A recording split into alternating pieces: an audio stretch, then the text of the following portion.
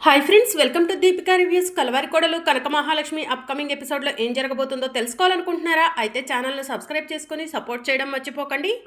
వీర్రాజు పానకాలు broker house దగ్గర నుంచొని చాటుగా ఉండి చూస్తూ ఉంటే అప్పుడే పోలీసులకు సంబంధించిన ఒక వ్యక్తి వచ్చి మనం రైడ్ చేయబోతున్న ఇంటి దగ్గర అడుక్కునే వాళ్ళు ఉన్నారు, వాళ్ళు కూడా అరెస్ట్ చేయమంటారా అని చెప్పి పోలీసులకు సంబంధించిన వ్యక్తి వాకీటాకీలో మాట్లాడుతూ ఉంటే, ఏం మాట్లాడుతున్నారయ్యా, అడుక్కునే వాళ్ళతో మనకేంటి పని, ఆ ఇంట్లో పెద్ద వ్యభిచారం జరుగుతున్నట్టు మనకు ఇన్ఫర్మేషన్ వచ్చింది, మన టార్గెట్ ఆ బ్రోకర్ హౌస్ అంతే అని చెప్పి వాకీటాకీలో పోలీసులకు సంబంధించిన వ్యక్తికి చెప్తూ ఉంటారు. తొందరగా ఇక్కడ నుంచి వెళ్ళిపోండి అయ్యా, ఇక్కడ కాసేపట్లో రైడ్ జరగబోతుంది, ఈ విషయం బయటికి వచ్చింది అనుకో, లోపల ఉన్న వాళ్ళతో పాటు మిమ్మల్ని కూడా అరెస్ట్ చేస్తాము అని చెప్పి పోలీసులకు సంబంధించిన వ్యక్తి వీర్రాజుతో చెప్పడంతో, అయ్యా మనం ఇక్కడ ఎందుకయ్యా, పోదాం పదయ్యా, బతుకుంటే బస్టాండ్లోనైనా కూర్చోవచ్చు, కానీ ఇలాంటి బ్రోకర్ హౌస్ దగ్గర ఉంటే జీవితాంతం పోలీస్ స్టేషన్లో కూర్చోవాల్సి ఉంటుందయ్యా అని చెప్పి పానకాలు చెప్తూ ఉంటాడు. ఇక వీర్రాజు పానకాలు ఇద్దరు కలిసి కాస్త దూరం వెళ్ళగానే అంబిక అన్నయ్య అన్నయ్య అని చెప్పి ఫోన్లో మాట్లాడుతూ ఉంటుంది. ఓ చెల్లెమ్మ, నువ్వు ఇంకా ఫోన్ కట్ చేయలేదా అని వీర్రాజు అంటూ ఉంటాడు. ఆ లక్ష్మి ఖచ్చితంగా బ్రోకర్ హౌస్లోకి వెళ్ళిందా అన్నయ్య అని అంబిక అడుగుతూ ఉంటుంది. అవును చెల్లెమ్మ, ఆ లక్ష్మికి ఆ బ్రోకర్ హౌస్లో ఏం పనో నాకైతే తెలీదు, బ్రోకర్ హౌస్లోకి వెళ్ళింది, కాసేపట్లో అక్కడ రైడ్ జరుగుతుందంట అని చెప్పి వీర్రాజు అంబికకు చెప్తూ ఉంటాడు. అన్నయ్య నువ్వేం చేస్తావో నాకు తెలీదు, రైడ్ జరిగే సమయానికి ఆ లక్ష్మి బ్రోకర్ హౌస్లో ఉండాలి, ఆ లక్ష్మి అరెస్ట్ అవ్వాలి అని అంబిక చెప్తూ ఉంటుంది.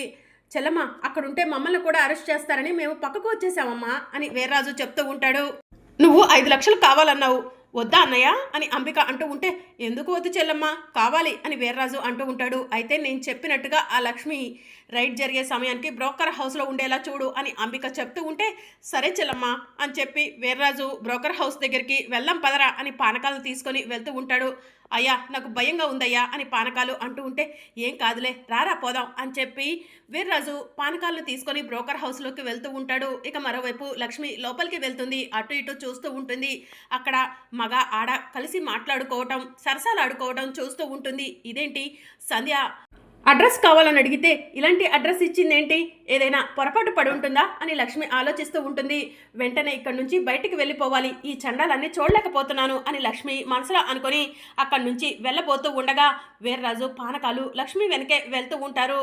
ఇక ఒక దగ్గరకు వెళ్ళిన తర్వాత డోర్ ఓపెన్ చేసి ఉంటే లక్ష్మిని వీర్రాజు పానకాలు ఇద్దరు కలిసి రూమ్లోకి నెట్టేసి డోర్ లాక్ చేసేస్తారు. ఎవరు మీరు, నన్ను ఎందుకు రూమ్లో పెట్టి లాక్ చేశారు అని లక్ష్మి లోపల ఉండి అరుస్తూ ఉంటుంది. అయ్యా వచ్చిన పని పూర్తయిపోయింది కదా, తొందరగా బయటికి పోదాం పదయ్యా, పోలీసులు వస్తారేమో అని పానకాలు అంటూ ఉంటే, పోదాం అని చెప్పి వీర్రాజు పానకాలు ఇద్దరు కలిసి బ్రోకర్ హౌస్లో నుంచి బయటకు వస్తారు. అంబికకు ఫోన్ చేస్తారు. ఏంటన్నయ్య ఏమైంది, ఆ లక్ష్మిని అరెస్ట్ చేశారా అని చెప్పి అంబిక అడుగుతూ ఉంటుంది. చెల్లమ్మ, తొందరపడితే పని అయిపోతుందా ఏంటి, ఆ లక్ష్మిని బ్రోకర్ హౌస్లో పోలీసులు వచ్చే టయానికి ఉంచమని చెప్పావు, నువ్వు చెప్పినట్టుగానే ఆ లక్ష్మిని ఆ బ్రోకర్ హౌస్లో ఒక గదిలో బంధించి వచ్చాను, పోలీసులు వస్తే ఖచ్చితంగా ఆ డోర్ ఓపెన్ చేస్తారు, లక్ష్మిని అరెస్ట్ చేస్తారు అని వీర్రాజు చెప్తూ ఉంటాడు. చాలా మంచి పని చేశావన్నయ్య, అక్కడే ఎక్కడైనా ఉండి ఆ లక్ష్మి అరెస్ట్ అయిందో లేదో చూస్తూ ఉండు, ఫోన్లో వీడియో తీసి పంపించు, ఆ లక్ష్మిని అరెస్ట్ చేసి తీసుకెళ్తుంటే అని అంబిక చెప్తూ ఉంటే, చెల్లమ్మ నువ్వు చెప్పినట్టు చేస్తున్నాను, మరి 5 లక్షలు అని వీర్రాజు అంటూ ఉంటే, ఇప్పుడే నీకు ఫోన్పే చేస్తున్నా చూసుకో అన్నయ్య అని అంబిక వీర్రాజుకి 5 లక్షలు ఫోన్పే చేస్తుంది. థ్యాంక్ యూ చెల్లమ్మ అని వీర్రాజు అంటూ ఉంటే, మరెప్పుడైనా ఇలాంటి సహాయం కావాలంటే చెయ్యాలి కదా, అందుకే అక్కడే ఉండి ఆ లక్ష్మిని అరెస్ట్ చేశారో లేదో కన్ఫర్మ్ చేసుకొని ఒకవేళ అరెస్ట్ చేస్తే వీడియో తీసి పంపించు అని అంబిక చెప్తూ ఉంటే, సరే చెల్లమ్మ నువ్వు చెప్పినట్టే చేస్తాను అని చెప్పి వీర్రాజు ఫోన్ కట్ చేస్తాడు.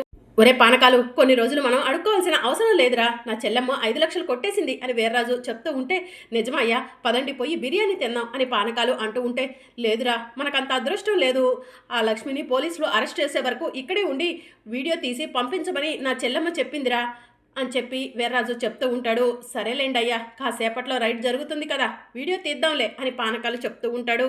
ఇక మరోవైపు లక్ష్మి లోపల ఉండి ఎవరైనా బయట ఉన్నారా, డోర్ ఓపెన్ చేయండి అని చెప్పి గట్టిగా అరుస్తూ ఉంటుంది. ఇక మరోవైపు విహారీ టెన్షన్ పడుతూ కార్ డ్రైవ్ చేస్తూ ఇంటికి వెళ్తూ ఉంటాడు. అదే సమయంలో విహారీ ఫోన్ రింగ్ అవుతూ ఉంటుంది. విహారీ వీడేంటి మళ్ళీ ఫోన్ చేస్తున్నాడు అని చెప్పి టెన్షన్ పడుతూ ఫోన్ లిఫ్ట్ చేస్తాడు. ఏంట్రా ఇంటికి వెళ్తున్నావా, నీ ప్రాణానికి ప్రాణమైన వాళ్ళు ఇంటి దగ్గర ఉన్నారనుకుంటున్నావా, లేదురా నీ ప్రాణానికి ప్రాణం ఎవరో మర్చిపోయావా, అలా ఎలా మర్చిపోయావురా, నీ ప్రాణానికి ప్రాణం నీ మొదటి భార్య లక్ష్మి కదా అని చెప్పి భుజంగం అంటూ ఉంటాడు. అంటే అని విహారీ అంటూ ఉంటే, ఏంట్రా ఆ మొత్తం అర్థం చేసుకోలేకపోతున్నావా? నేను ఇవ్వబోయే సర్ప్రైజు షాకు లక్ష్మికి రా అని చెప్పి భుజంగం చెప్తూ ఉంటాడు. రేయ్, నా లక్ష్మికి ఏమన్నా అవ్వాలి, నిన్ను చంపేస్తాను అని చెప్పి విహారీ అంటూ ఉంటే, నీ వల్ల కాదులేరా అని భుజంగం ఫోన్ కట్ చేస్తాడు. రేయ్ రేయ్ అని విహారీ పిలుస్తూ ఉన్నా కూడా విహారీ మాటను వినిపించుకోకుండా భుజంగం ఫోన్ కట్ చేసి, రే విహారీ, నీతో ఆట ఆడుకుంటాను చూడరా, ఆ లక్ష్మికి ఎంత ధైర్యం నా అడ్రస్ కనుక్కోవాలని ప్రయత్నం చేస్తుందా, ఇంకొకసారి నా జోలికి నా గురించి తెలుసుకోవాలని ప్రయత్నం చేయకుండా దానికి గట్టి షాకే ఇవ్వబోతున్నాను అని భుజంగం మనసులో అనుకుంటూ ఉంటాడు. ఇక వెంటనే విహారీ టెన్షన్ పడుతూ లక్ష్మికి ఫోన్ చేస్తాడు. లక్ష్మి కంగారు పడుతూ రూమ్లో ఉంటుంది. ఇక లక్ష్మి వెంటనే ఫోన్ లిఫ్ట్ చేసి విహారీ గారు అని చెప్పి అంటూ ఉంటుంది. లక్ష్మి ఏమైంది అని విహారీ అంటూ ఉంటాడు. విహారీ గారు అని లక్ష్మి ఏడుస్తూ ఉంటుంది. లక్ష్మి ఏడవకు, అసలు ఏం జరిగిందో చెప్పు అని విహారీ అంటూ ఉంటాడు. నువ్వెక్కడున్నావు, హాస్పిటల్లోనే ఉన్నావా అని విహారీ అంటూ ఉంటే, లేదు విహారీ గారు, మీకు ఫోన్ చేసి బెదిరిస్తున్న వ్యక్తి గురించి తెలుసుకోవడం కోసం ఒక అడ్రస్కి వచ్చాను అని చెప్పి లక్ష్మి అంటుంది. ఆ అడ్రస్ ఎక్కడ లక్ష్మి అని విహారీ అంటూ ఉంటాడు. ఆ అడ్రస్ ఒక బ్రోకల్ హౌస్ విహారీ గారు అని లక్ష్మి అంటుంది. బ్రోకల్ హౌసా అని విహారీ షాకింగ్గా అంటూ ఉంటే, అవును విహారీ గారు, సంధ్య గారికి యూపీఐ నెంబర్ ఇచ్చి అడ్రస్ తెలుసుకోమంటే ఈ అడ్రస్ నాకు ఇచ్చారు. ఈ అడ్రస్లో మిమ్మల్ని ఫోన్ చేసి బెదిరిస్తున్న వ్యక్తి ఎవరో తెలుసుకొని వాడి అంతు చూద్దామని వచ్చాను. కానీ ఎవరో నన్ను వెనక నుంచి వచ్చి రూమ్లో పడేసి డోర్ లాక్ చేసేశారు విహారీ గారు. నేను ఈ బ్రోకల్ హౌస్లో ఒక రూమ్లో బందీగా ఉన్నాను అని లక్ష్మి అంటూ ఉంటుంది. సరే లక్ష్మి, నేను ఇప్పుడే వస్తున్నాను, ఆ లొకేషన్ ఎక్కడా అని విహారీ అడుగుతూ ఉంటాడు. లొకేషన్ పంపిస్తాను విహారీ గారు, మీరు తొందరగా వచ్చేయండి అని లక్ష్మి అంటూ ఉంటే, సరే లక్ష్మి కంగారు పడకు అని విహారీ అంటూ ఉంటే, విహారీ గారు అని లక్ష్మి అంటూ ఉంటుంది. లక్ష్మి ఏం వినిపించట్లేదు అని విహారీ చెప్తూ ఉంటాడు. ఇక్కడ సిగ్నల్ లేనట్టుంది విహారీ గారు అని లక్ష్మి ఫోన్ కట్ చేస్తుంది. ఇక మళ్ళీ విహారీ లక్ష్మికి ఫోన్ ట్రై చేస్తూ ఉంటాడు. సిగ్నల్ లేనట్టుంది, లక్ష్మి ఫోన్ కలవట్లేదు అని విహారీ కంగారు పడుతూ, లక్ష్మి లొకేషన్ షేర్ చేస్తాంది, తొందరగా ఆ లొకేషన్కి వెళ్ళాలి అని విహారీ కంగారు పడుతూ లొకేషన్కి వెళ్తూ ఉంటాడు. ఇక మరోవైపు అంబిక ఒంటరిగా కూర్చొని, అసలు ఆ లక్ష్మికి బ్రోకర్ హౌస్లో ఏం పని ఉంటుంది, బ్రోకర్ హౌస్కి ఎందుకు వెళ్ళుంటుంది, ఇది ఆ టైపా అని చెప్పి అంబిక ఆలోచిస్తూ ఉంటుంది. ఏది ఏమైతే ఏంటి, ఈరోజు నా పగ చల్లారబోతుంది, ఆ లక్ష్మికి బుద్ధి చెప్పాలి అని చెప్పి అంబిక మనసులో అనుకుంటూ ఉంటుంది. ఇక మరోవైపు పోలీసులు బ్రోకర్ హౌస్ దగ్గరకు వస్తారు. డోర్స్ అన్ని లాక్ చేయండి, ఇంటి చుట్టూ పోలీసులు కాపు కాయండి, లోపల అసలు ఎంతమంది ఉన్నారో అందరినీ కూడా అరెస్ట్ చేయాలి అని చెప్పి లేడీ ఎస్ఐ కానిస్టేబుల్లకు చెప్తుంది. ఇక కానిస్టేబుల్స్ అందరూ కలిసి ఇంటి చుట్టూ నుంచుంటారు. ఇంకా కొంతమంది కానిస్టేబుల్ని తీసుకుని ఎస్ఐ లోపలికి వెళ్తుంది. వ్యభిచార గృహంలో ఉన్న వాళ్ళంతా కూడా పోలీసులు వచ్చారు, తొందరగా పారిపోయింది అని చెప్పి మాట్లాడుకుంటూ ఉంటారు. ఆ మాటలను లక్ష్మి వింటుంది. పోలీసులు వచ్చారా అని లక్ష్మి కంగారు పడుతూ ఉంటుంది. ఎవ్వరు ఎటు పారిపోలేవరు, ఇంటి చుట్టూ పోలీసులు ఉన్నారు, మర్యాదగా లొంగిపోండి అని ఎస్ఐ చెప్తుంది. ఇక కానిస్టేబుల్స్ అక్కడ ఉన్న అందరినీ కూడా తీసుకొచ్చి ఎస్ఐ దగ్గర నుంచోబెడతారు. ఆ గదిలో ఎవరో ఉన్నట్టున్నారు, ఒకసారి ఆ గది ఓపెన్ చేయండి అని ఎస్ఐ చెప్పడంతో లక్ష్మి ఉన్న గది కూడా ఓపెన్ చేస్తారు. లక్ష్మి గదిలో బందీగా ఉండటం చూసి, ఏంటే నువ్వు ఒక్కదానివి గదిలో ఏం చేస్తున్నావు, నువ్వేమన్నా స్పెషల్ పార్టీనా, అందుకే గదిలో ఒంటరిగా ఉన్నావా అని చెప్పి కానిస్టేబుల్ లక్ష్మి జుట్టు పట్టుకొని లాక్కొస్తూ ఉంటుంది. ప్లీజ్, నేను అలాంటి దాన్ని కాదు, నన్ను వదిలిపెట్టండి అని లక్ష్మి ఏడుస్తూ ఉంటుంది. దొరికిన తర్వాత అందరూ అలానే చెప్తారులే, పద వెళ్దాం అని చెప్పి లక్ష్మిని ఎస్ఐ దగ్గరకు లాక్కొని వస్తారు. కానిస్టేబుల్స్ ఎవరు మిస్ అవ్వటానికి వీల్లేదు, అందరినీ కూడా జీప్ ఎక్కించండి అని చెప్పి ఎస్ఐ చెప్తూ ఉంటుంది. ప్లీజ్ ఎస్ఐ గారు, నేను అలాంటి దాన్ని కాదు, నన్ను వదిలిపెట్టండి అని చెప్పి లక్ష్మి అంటూ ఉంటుంది. అన్ని స్టేషన్లో చూసుకుందాంలేమ్మా, ముందు పద అని చెప్పి లక్ష్మిని లాక్కొని వెళ్తూ జీపు ఎక్కిస్తూ ఉంటారు.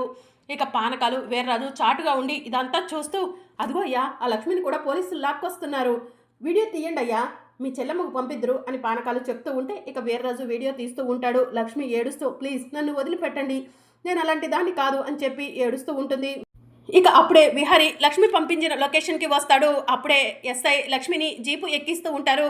ప్లీజ్ ఎస్ఐ గారు, లక్ష్మి అలాంటిది కాదు, లక్ష్మిని వదిలిపెట్టండి అని విహారీ అంటూ ఉంటే అతన్ని ముందు పక్కకు లాగేయండి అని ఎస్ఐ చెప్పడంతో కానిస్టేబుల్స్ విహారీని పక్కకు లాగేస్తారు.